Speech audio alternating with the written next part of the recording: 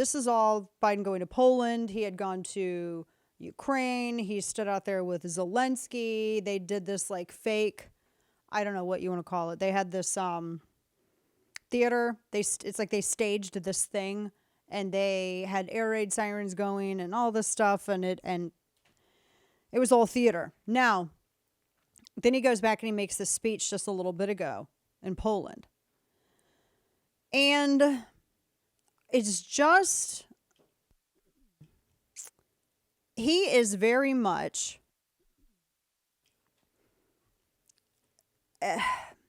what is the point?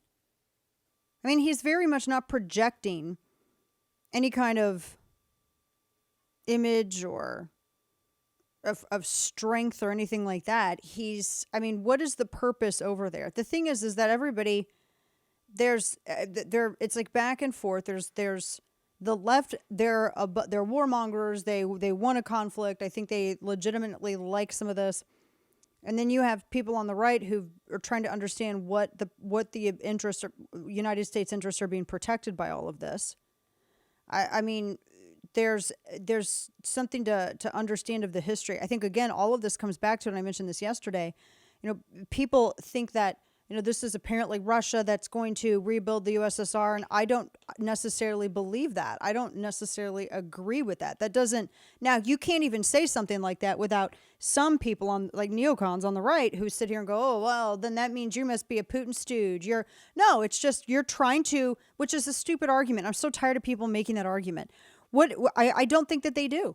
And Kane and I were talking about this on break. Like, we don't think that they do. There is a lot of history there in that region. And one of the whole problems of this is because after the fall of the USSR, Ukraine was dealing with these borders and dealing with, because it was Khrushchev, that symbolically gave Crimea to Russia as this, because he was a Kremlin stooge, as this gesture.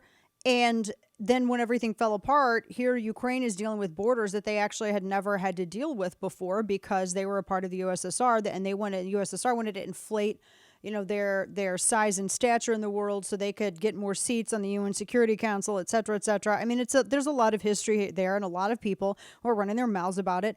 I don't expect everyone to be an expert on it, but we do have these things called books.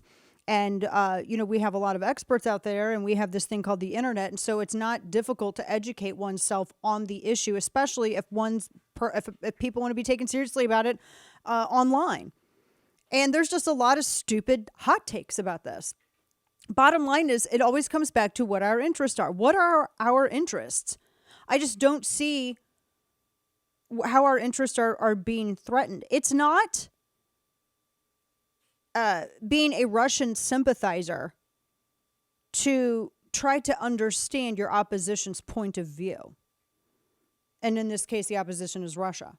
To try to understand their point of view, because you have to understand what your opposition is thinking if you're going to try to counter them.